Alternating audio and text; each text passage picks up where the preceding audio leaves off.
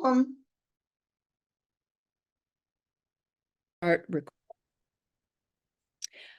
Hi, my name is Deborah Cohen, and I'm the volunteer moderator for the MAVEN Project. Thank you all for joining us today and our friends at St. Joseph's Handler Health System in Georgia.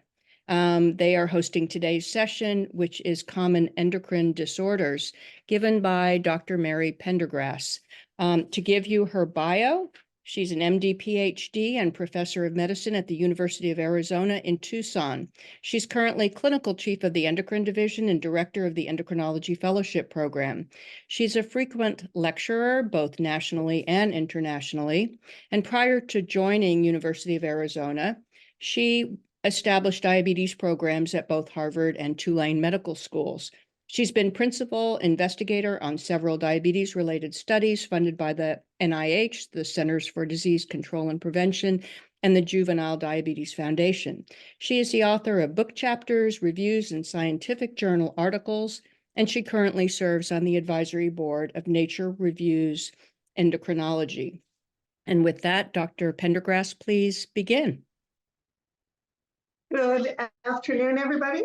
Over the next something less than an hour, I'll be talking about some very common endocrine conditions. These are things that we see every single day in our clinics. So here are the disclosure slides. I have none. And here are the topics that we'll be talking about. Starting out with thyroid nodules, then we'll talk about hyperparathyroidism, adrenal incidentalomas, and low testosterone in men. Okay, so let's start sort of by thinking about a question. Here is a gentleman, it looks like he's 55, with a thyroid nodule on his physical exam. Somehow or other I got off my screen. Oh, he's got a thyroid nodule on physical exam. So kind of think to yourself, what would you like to be the next step? And I hope most of you are thinking that your next step should be to check a TSH. And these other tests just really aren't going to change your management at this point, and they could be confusing. And so at this point, it's really not indicated to get a scan or an uptake. You don't need antibodies, a T4 or a T3. You don't need a CT, you don't need an MRI. And in this world where we're supposed to be, particularly cost conscious about our, medical evaluations and treatment, really starting with the TSH is all you need. And now the reason you want to start with just a TSH is because when you see a thyroid nodule, the question you have is this a cancer? And do I need to biopsy it to evaluate for that? As you all know, thyroid nodules are super common, and most of them are not going to end up being cancers, but you sure don't want to miss one. So this slide just shows how if the TSH is low, the chance of cancer is very low. And you're not going to be biopsying that. You're going to be doing a different kind of evaluation, which we'll see in a minute. And but if the TSH is in the normal range, or certainly if it's higher, the chances of having a malignancy is much higher. And so those are the ones that you're going to take a look at. If somebody has a low TSH, that thyroid nodule could be hyperfunctioning, it could be hot. And you sure don't want to biopsy a hot nodule, because not only is it less likely to be cancer, it's also, when biopsied, more likely to give you a false positive, which you don't want, because that will lead to a lot of unnecessary tests and maybe even surgery. So for the why check a TSH before the scan and uptake or FNA. If it's a low TSH, you think this may be a hyperfunctioning or a hot nodule, and then your next test is going to be getting a thyroid scan. Like I say, it's less likely to be cancer. You're not going to biopsy it, and so you'll just treat it. If the TSH is low, the patient either has overt hyperthyroidism or subclinical hyperthyroidism, and you need to evaluate for that. So you're not going to really be evaluating for the nodule at that point. You're going to be evaluating based on thyroid function. However, if it's normal or high, then you got to think about whether or not it's a high risk for cancer and see if you want to biopsy it. So the thyroid ultrasound is the next step after that. And we're going to see with the ultrasound if the nodule meets criteria for sampling. And, you know, as I mentioned, thyroid nodules are just so common that over the years, we've just developed some criteria to use to say, is this high enough risk that it needs to be biopsied or it should just be monitored?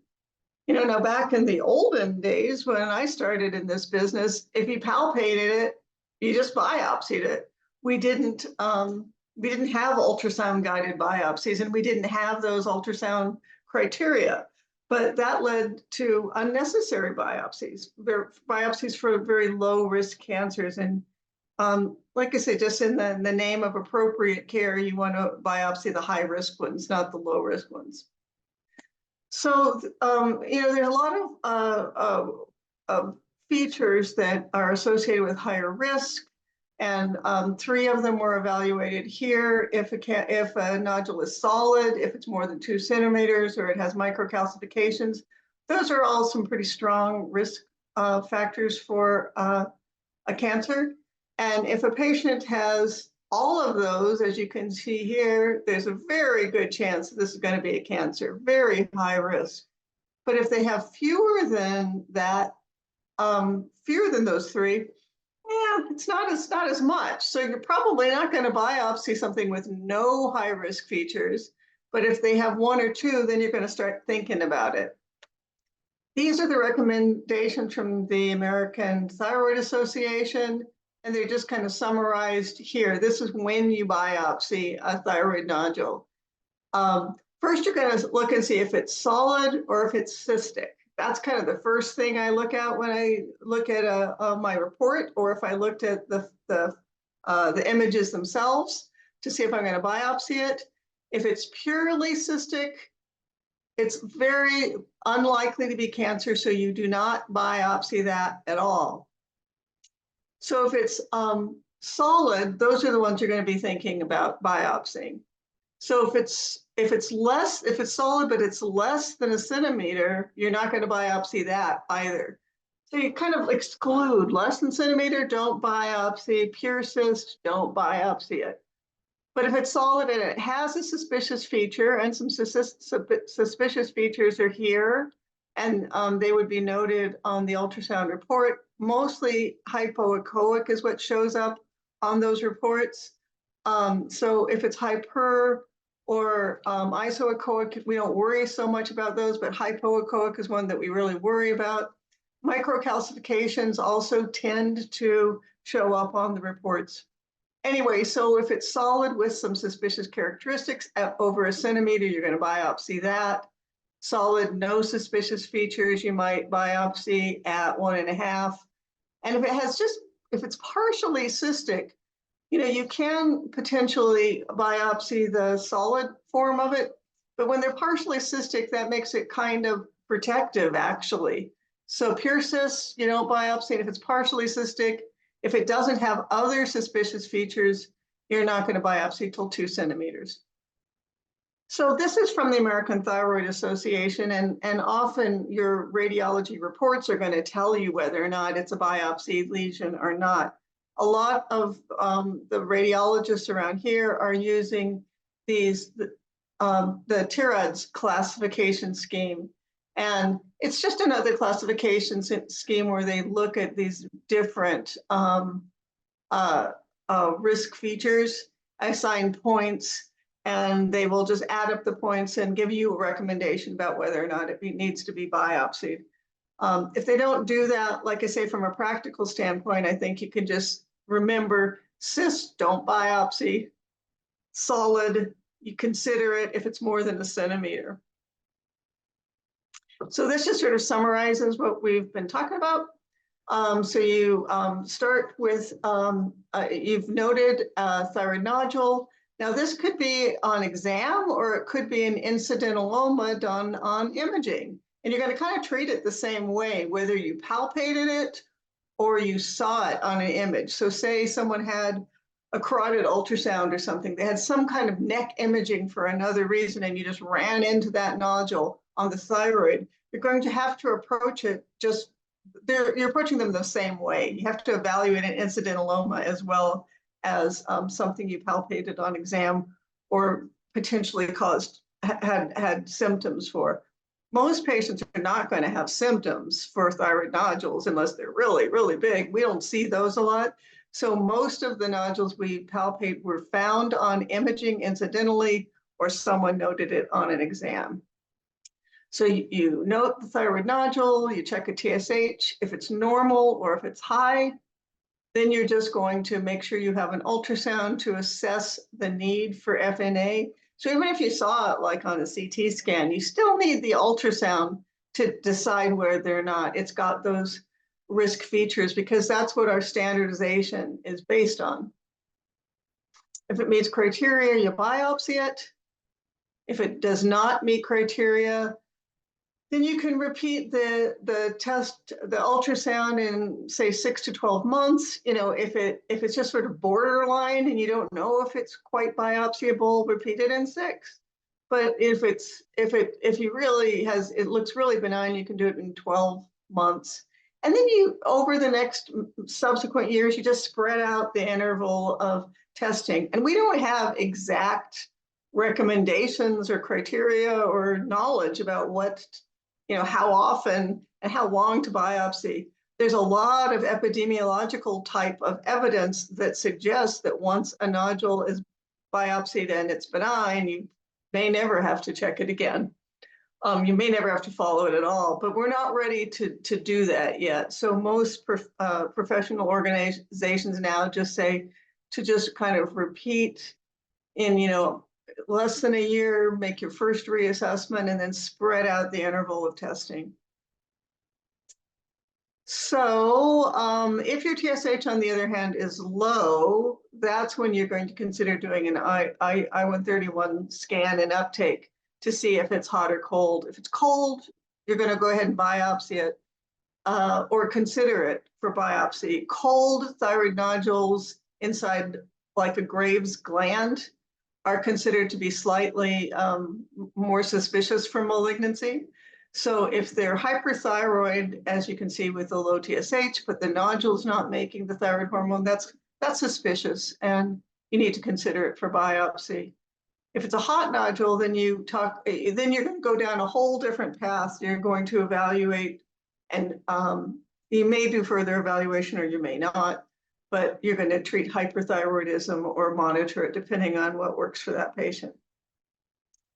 So that's what I have for thyroid nodules. I'm just going to pause here for a minute.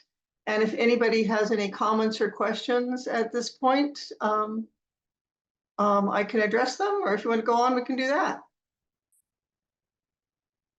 I am looking at a chat and I don't see anything. So let's go on to hypercalcemia. So here's another thing that we commonly see. So here's a 48-year-old woman. She has a routine physical. Maybe it's one of those Medicare wellness visits. She feels terrific. She has a history of hypertension. She's treated with hydrochlorothiazide. She's got a little fatigue, good blood pressure, and her calcium is 11. So it's a little high on the assay that you're using. And you go back through the record and you see that this has been present for around 5 years in this range, all the way up to this 11.5. So this is not new.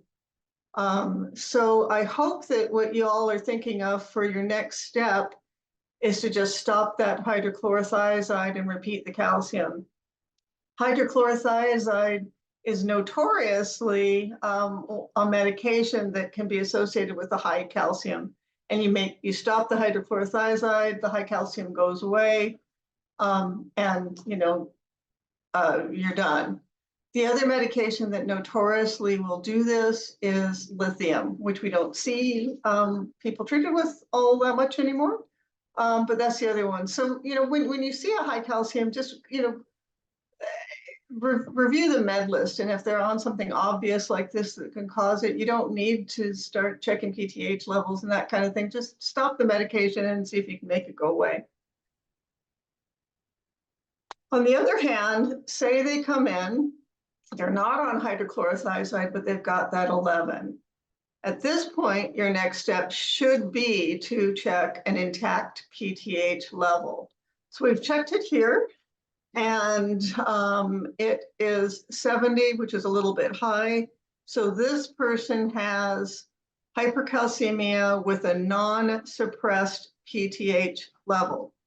Now, if the PTH level was 60, I treat it the same way as I'm treating it as at 70. Even if that PTH is in the normal range, but it's on the upper end of the normal range, I would call that not suppressed. So we call that, in endocrine, we talk a lot about inappropriately normal. So if it's inappropriately normal, that can also be hyperparathyroidism. So in this case, the patient has hypercalcemia, non-suppressed PTH. And so as you think about what your next steps could be, you might consider getting a 24-hour urine calcium, get a bone density, you might get a sestimib, refer for surgery. A and B, get the calcium in the urine and the bone density, get the sestimib and refer to surgery. And as you're thinking about it, I'll tell you that I would do these top two, the calcium in the urine and the bone density. Now, I'm not sending them for a sestimib scan because, one of the things in the Bible of endocrinology is that we make biochemical diagnoses before you start trying to localize anything. I'm sure not sending her for surgery because I don't even know what she has right now. I don't have a diagnosis right now. I don't know she needs surgery. So you would not get these sestimib scans or send for surgery unless you've decided, and I'll show you in the next few slides based on these top two tests, whether you want to send them to surgery or not. So when we get the 24-hour urine calcium, what we're doing is we're trying to do two things. We're trying to evaluate whether they have the rare condition of familial hypocalciuric hypercalcemia, which is benign and you don't need to do anything about it. It's an autosomal dominant, you don't need anything else. The other reason you're going to check the 24-hour urine calcium is you're checking to see if they have a high risk for kidney stones. And basically what you're doing is you're looking for potential complications of their hyperparathyroidism. And kidney stones is one of them. Now, since FHH is autosomal dominant, and you go back in the chart and you find out that last year their calcium was normal and now it's elevated, well, they don't have FHH, so you don't have to worry about that. But in many cases, you don't have that information, so you need to do that. And you still have to check for stones. And for the bone density test, once again, you're looking for complications of hyperparathyroidism because that's going to help you decide what your treatment options are going to be. And osteoporosis is one of the main concerns we have about people with hyperparathyroidism. So when you have hypercalcemia, non-suppressed PTH level, your differential is this. It's probably primary hyperparathyroidism. It's very, very common. We see it all the time. So it's probably going to be that. It could be a tertiary hyperparathyroidism. And that's what you see when somebody has a long-standing secondary hyperpara with chronic kidney disease, and then it gets a life of its own, and it's this tertiary hyperpara. And you're going to be able to tell if the patient has that. You're going to look and see if they have CKD. Look for drugs. That's always important because with lithium and thiazides, you can have non-suppressed PTH with a high calcium. It's usually not that high, but that's what you see. And then you have this FHH. You sure don't want to send an FHH to surgery because it is benign It's a change in the set point of the calcium sensor in the kidney and the parathyroid. So it's benign, it doesn't need treatment. So like I say, I got rid of these two because on history, you can figure them out. But to figure out FHH versus hyperpara, you can check the 24-hour urine. If the calcium is high in the serum, it should be high in the urine. And if that's the case, this is likely hyperparathyroidism. If there's a risk, if the calcium is really high, if it's more than 250 in women or more than 300 in men, those are milligrams, that is consistent with a high risk for kidney stones. So that's something you're going to consider in deciding whether or not you want to send this person for surgery. On the other hand, if the calcium in the urine is very low, shown here is less than 100, it's probably going to be FHH. And this is someone that does not go to surgery at all. It's benign, no further treatment needed. If it's in the normal range, somewhere, more than 100, but less than 200 or 300, it's still probably going to be primary hyperparathyroidism just because that's really common. But it also could be, this pattern can be seen if they have low vitamin D levels or low calcium intakes. And so before you check this 24-hour urine, just make sure that their vitamin D level is okay, and also make sure they have adequate calcium intake, which is going to be somewhere between 800 and 1200 milligrams a day during the collection. If somebody is not taking in any calcium during the collection, it's going to be, a low urine calcium, even though they don't have FHH. So just make sure they're adequately replaced. So back to our patient. Here she is. Her vitamin D was normal, so we can go ahead and tell her to have adequate calcium and vitamin D intake. She's got about 1,000 in her diet. That's okay. We check the 24-hour urine calcium and it looks okay. So this is probably primary hyperparathyroidism, and we know she's not at a particularly high risk for kidney stones because it's not more than 250 in a woman. We looked for osteoporosis and she does not have it. Her lowest T-score was -1.5. So now we know she has primary hyperparathyroidism, and we can decide how are we going to treat this, because the only real treatment for this is sending the patient for surgery. So if someone like this has very mild asymptomatic primary hyperparathyroidism, you say, what do I do now? Shall I send them for surgery? Or shall I just continue to follow the calcium levels, just reminding you that they're asymptomatic? And it really just kind of depends. You talk about potential risks and benefits of surgery, and we'll look at some criteria that people use. And, it's a great opportunity for shared decision-making with your patient. So here is a list of criteria that have been recommended as indications for surgery. I just want to emphasize that this is based on expert opinion. We don't have a lot of great randomized controlled trials about this, although I'm going to show you one that is kind of new and kind of helpful in the next couple slides. But it's just based on epidemiology and expert opinion. So if the calcium is more than 1 milligram per deciliter above the upper limit of normal, that's an indication for surgery. And so basically, if the calcium is really high, you don't want them to become symptomatic. You don't want them to get in trouble. And so that's a reason to take it out. These are often the patients you see in the hospital who are symptomatic with their very high calcium levels. She didn't have that.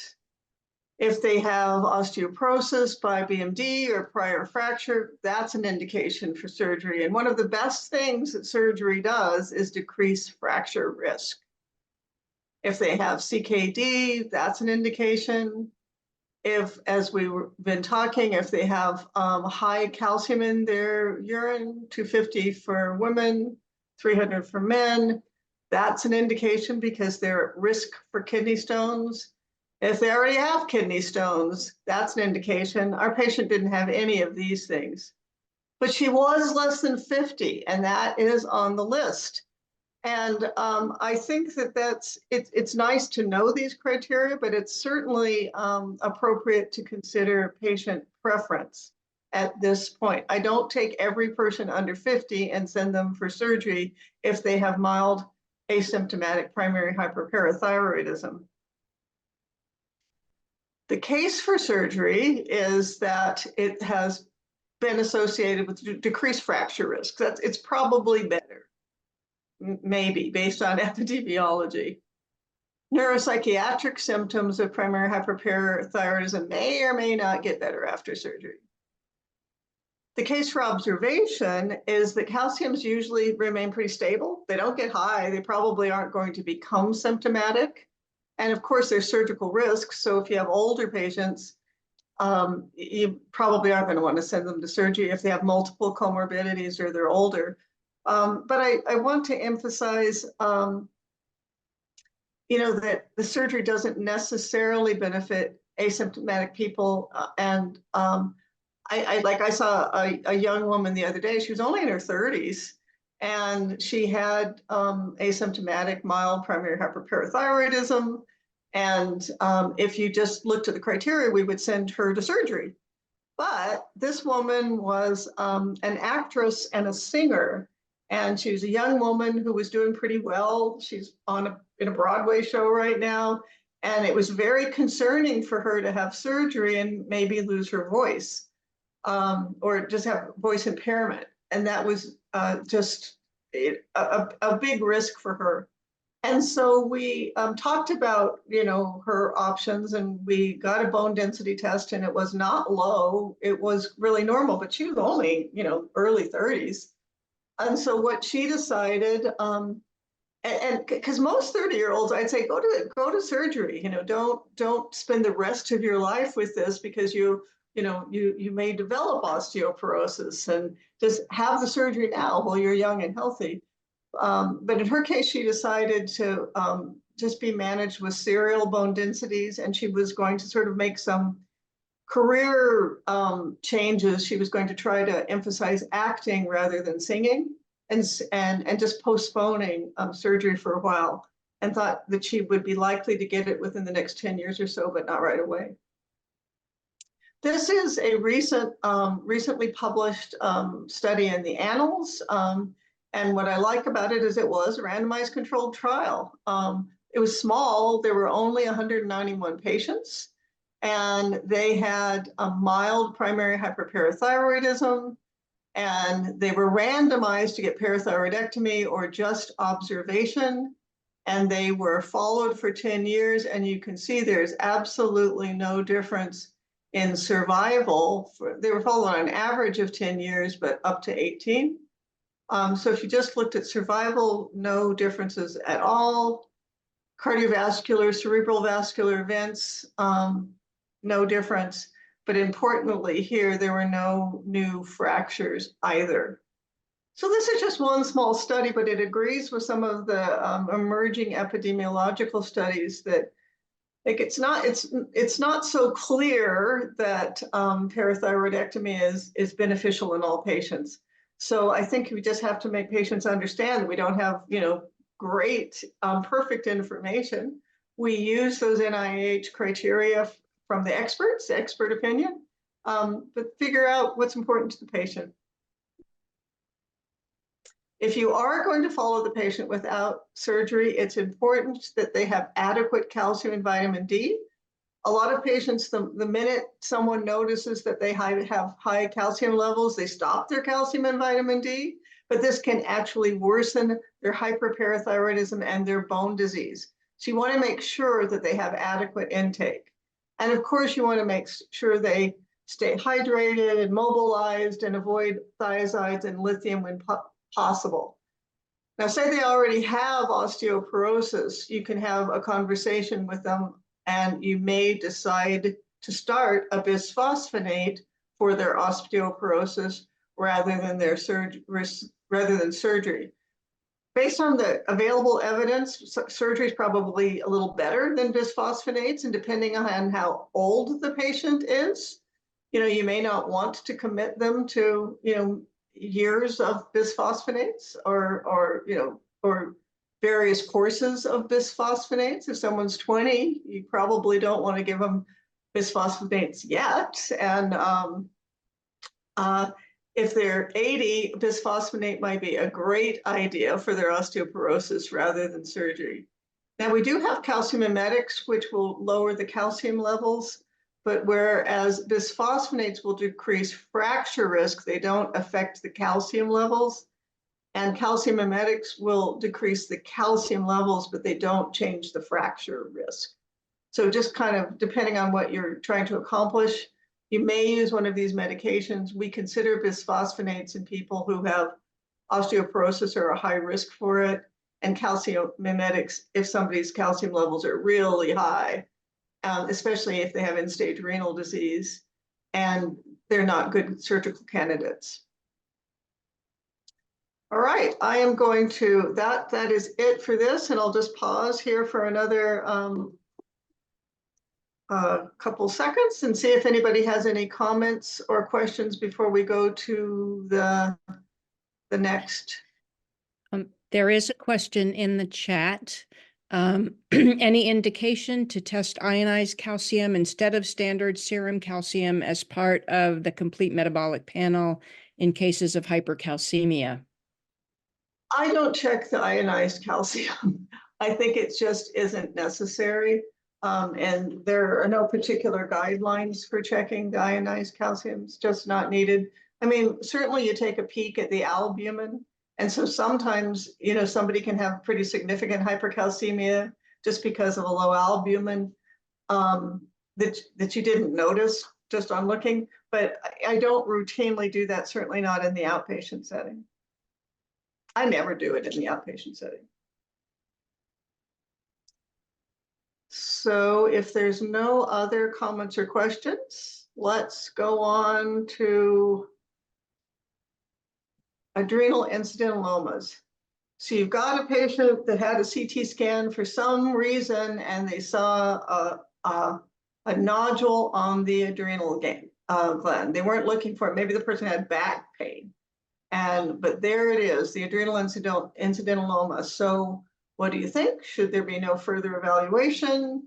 Shall you check 24-hour urine metanephrines and catecholamines, renin? Should you get renin activity and aldosterone, DHEAS, a milligram dex suppression test?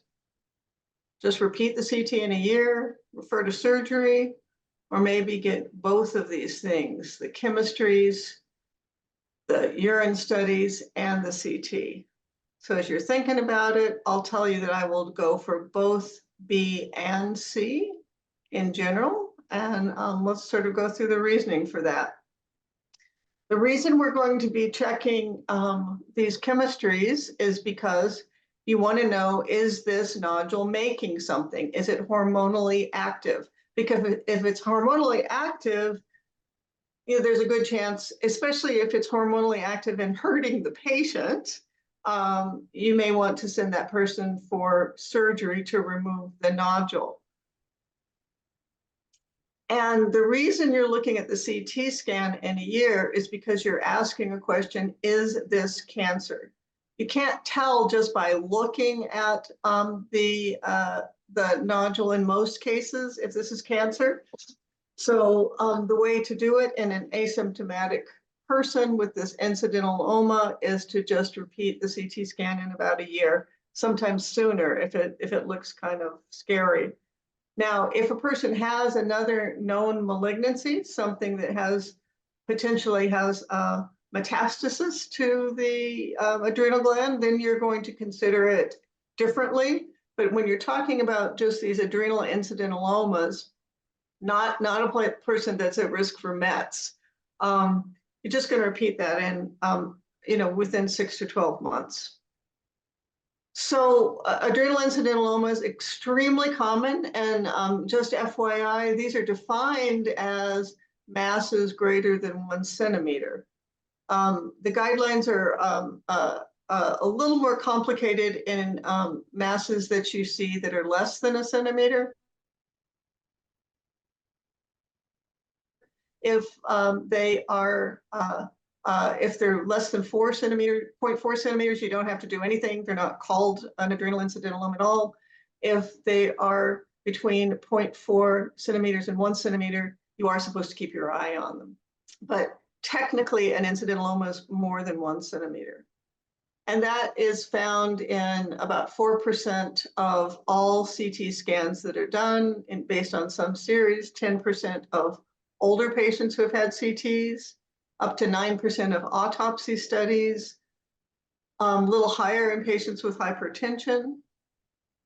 And in most of the cases, these incidentalomas are benign. You know, as you can see here, the vast majority of these are benign. But what you worry about is this, it could be a primary adrenal carcinoma or a non-adrenal MET. These are low risk, but they're possible.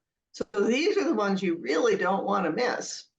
Now, the most common, besides being benign, the most common other finding you have is probably subclinical Cushing's. And that's something, you know, that can cause the patient problems. I mean, it could be subclinical or clinical Cushing's. So, you know, if they have a lot of features of Cushing's, this is something that clearly needs to be taken care of. And if it's subclinical, over the years, that can cause problems for the patient, you know, in terms of low bone density and diabetes and hypertension. And so if you have this, you want to know about it so you can think about how to best treat this. Hyperaldosteronism also is not all that uncommon, depending on which series you look at. But most of them are going to be benign, but you need to evaluate and see if it's one of these and if they need other treatment. So this, I put this in just because I thought it was kind of interesting from a year ago, a little more than a year ago.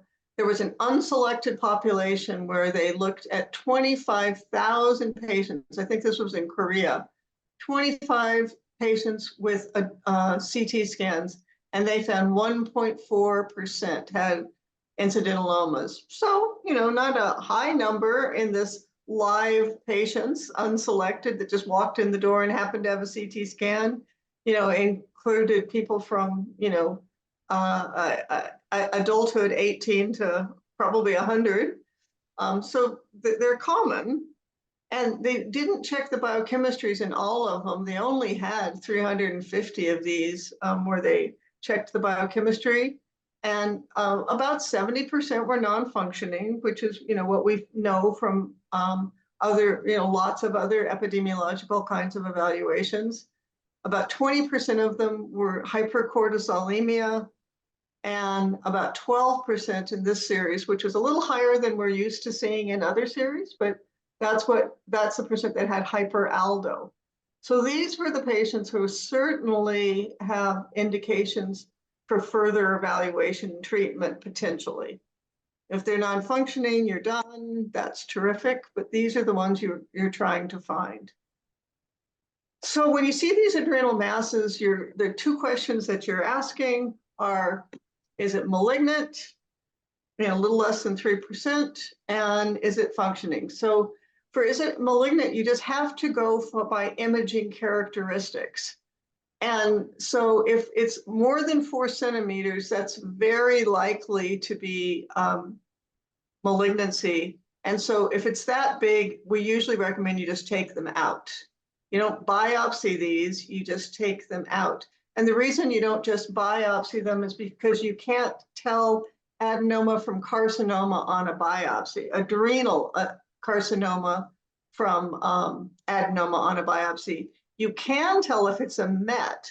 So if you've got some nodule there and they have another primary cancer and you want to do the biopsy to see if it's a metastasis, you can do that. But you can't tell an adrenal carcinoma from an adrenal adenoma. So the larger ones, we take them out. The other features that you just look at to see if it's concerning as you look at CT attenuation and Hounsfield units So if it's more than 10, it's possibly a malignancy.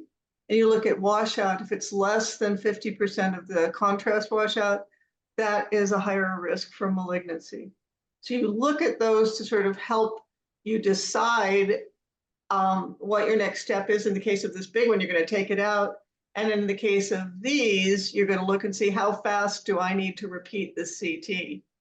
If it's greater than 10 Hounsfield units and less than 50% washout, you might want to repeat the CT scan in 3 months. If it looks like a higher, and it's, say it's a 2 centimeter nodule, that's a higher risk.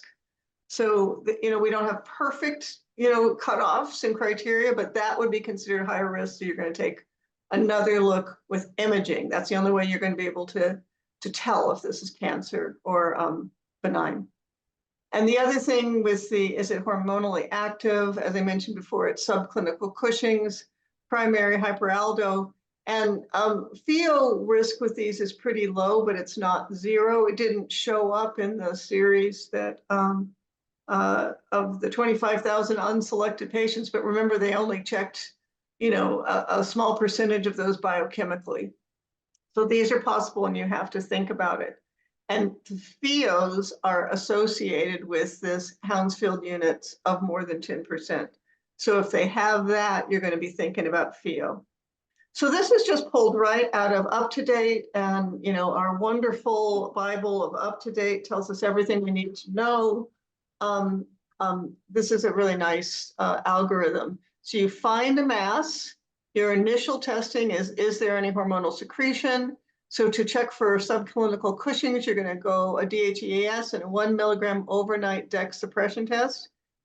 You need to do, I know that normally when you screen for Cushing's, you may get 24-hour urine cortisols or even midnight salivary cortisols.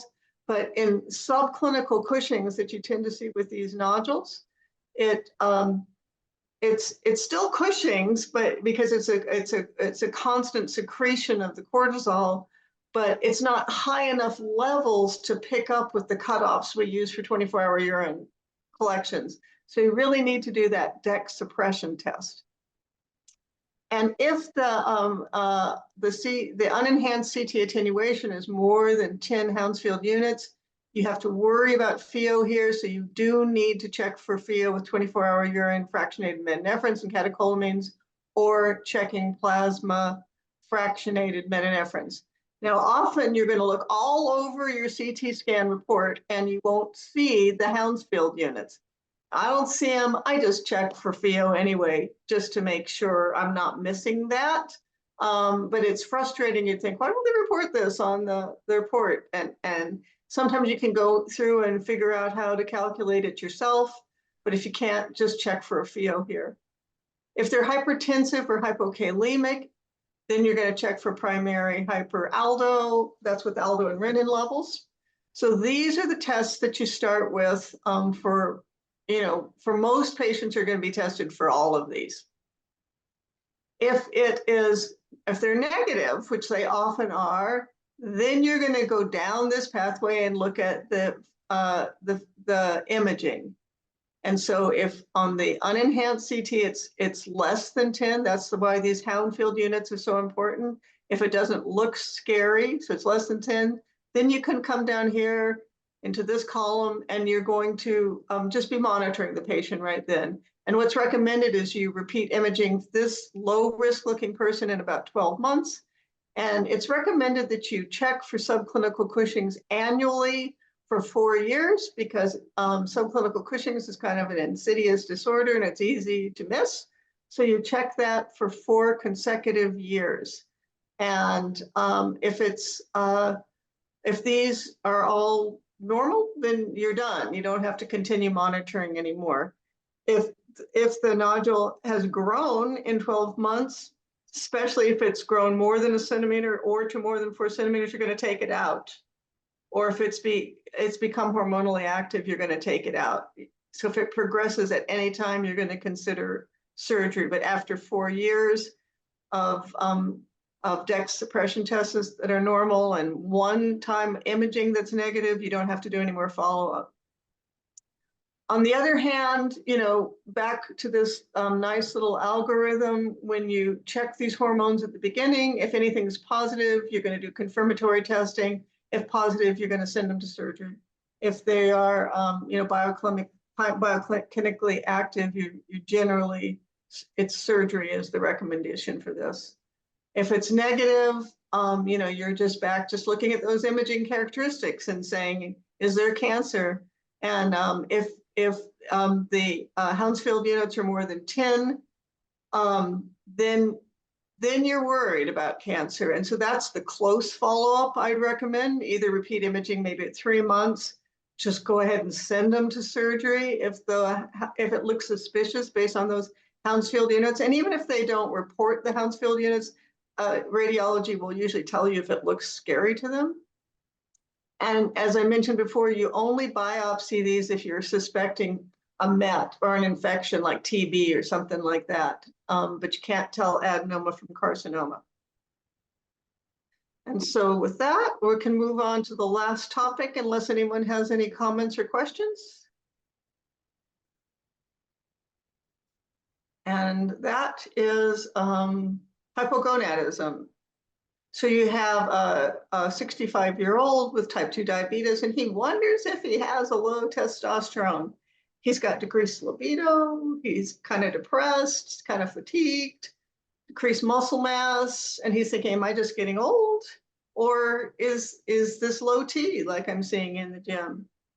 And, so when you're kind of wondering about whether you would screen this guy for low T, I'll tell you, I would screen him for low T.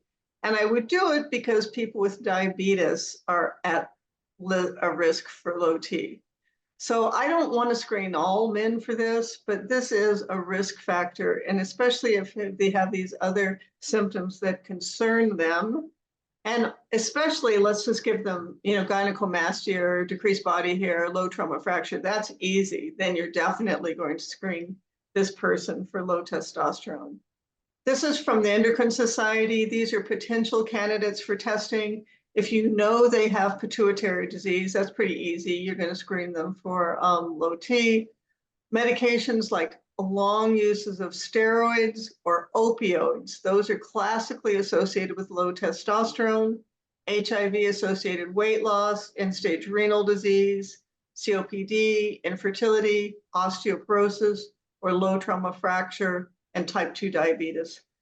And now a lot of our patients have multiple risks. It's pretty common, of course, to find patients with diabetes, COPD, and on chronic opioids or steroids. So many patients have multiple risk factors. And so I'm not recommending checking all men by any stroke of imagination. That would be a nightmare.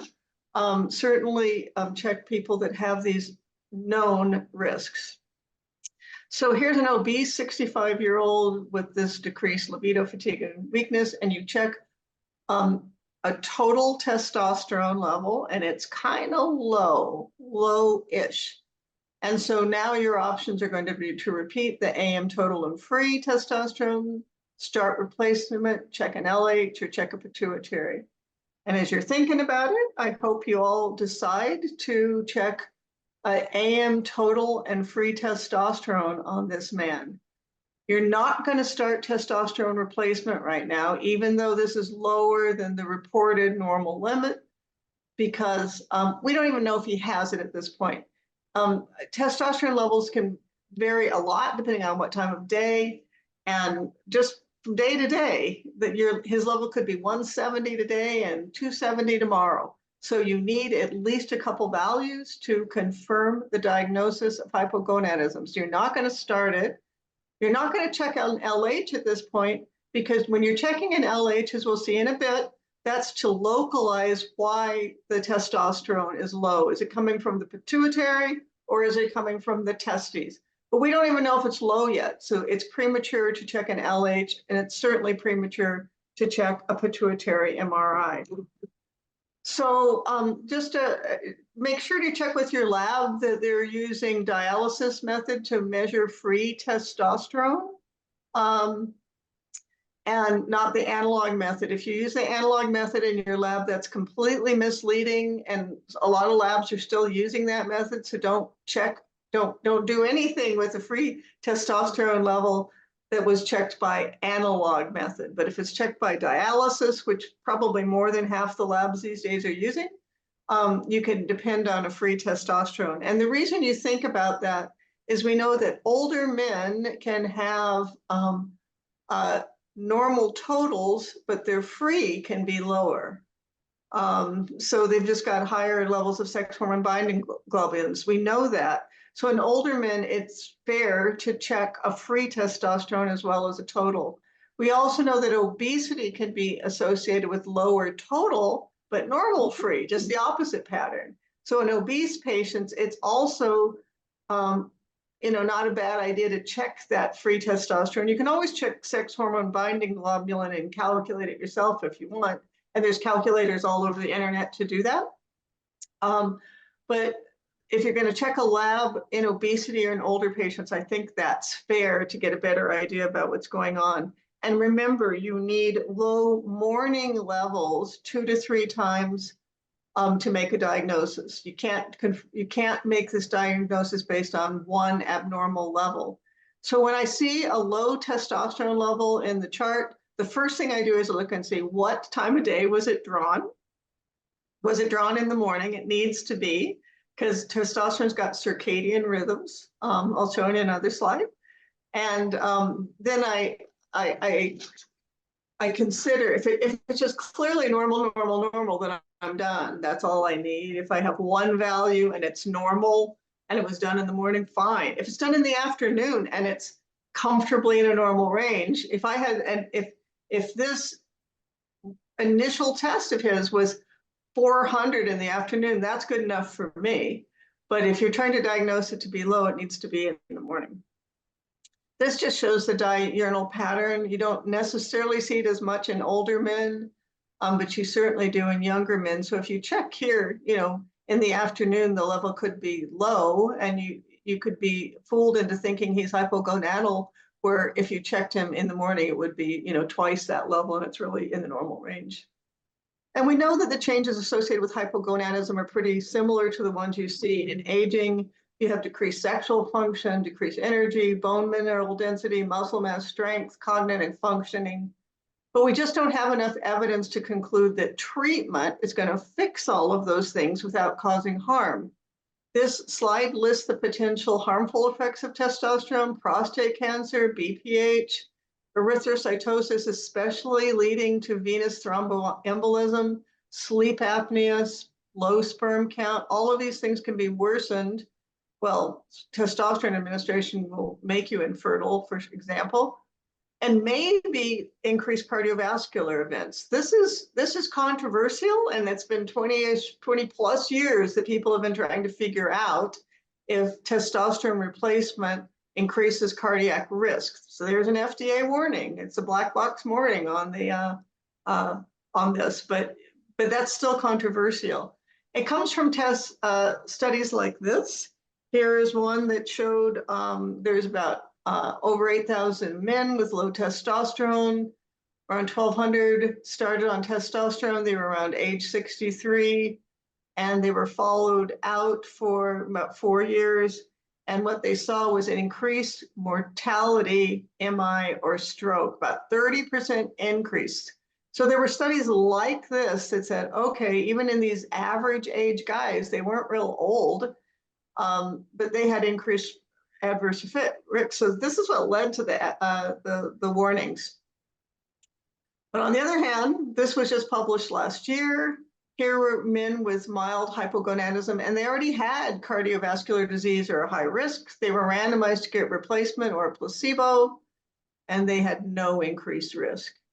So after that, you could, it's still controversial. I think there's ample evidence that men with high risk for heart disease who have clear low testosterone levels are going to benefit from treatment, so I treat them. But if they don't have clearly low levels of testosterone, I don't treat them. Here's just some more meta-analyses showing if you look at whatever they were looking at, whether it was death, cardiovascular death, stroke, MI, there was no risks with the testosterone. Similar meta-analyses here. The only exception here is pulmonary embolism was pretty clearly worse in the studies that they evaluated with testosterone. So recommendations, if they have symptoms, check the morning total and free testosterone levels. If they're consistently low, the next step is to say, is this the testes problem or is this the pituitary? That's when you check the LH. If it's elevated, it's a problem with the testes and you can go ahead and treat them. If the LH is not elevated, then you have to think about secondary causes, and there's a lot of those, and those are shown on this slide. Now, the ones that I put in yellow are things you can tell on your clinical assessment. Are they using steroids? Are they using opiates? Are they obese? Do they have sleep apnea? There's a lot of things on history that you can exclude. However, there's a few things you can't exclude, and so you're going to have to do some tests. So most patients, before I treat them for if they have secondary hypogonadism, I check a prolactin, TSH, and a free T4. If they have evidence of hypocortisolemia, I'll check a AM cortisol, but that's just if they have clinical evidence of low cortisol. Always think about hemochromatosis. You don't have to check for this in everybody, but I take a peek at CBC, LFTs, A1C, iron studies if I have them, to see if it looks like hemochromatosis and evaluate if I need to. And then this is the important part, considering an MRI, if they have any evidence of other anterior pituitary dysfunction, that's why you're checking this prolactin, TSH, free T4, and maybe the cortisol. If they seem to have that, you're going to check an MRI. And if the testosterone is very low, you need to check an MRI and make sure they don't have a pituitary problem.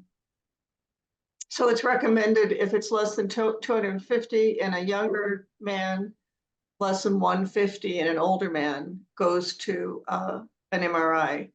And finally, when you want to treat them, there's a whole list of possibilities. We usually start with 75 or 100 IM once a week. And then when we monitor, our goal testosterone is in the mid-normal range. We check midway between injections. If they're using transdermal preparation, you can check whenever. We check a hematocrit about every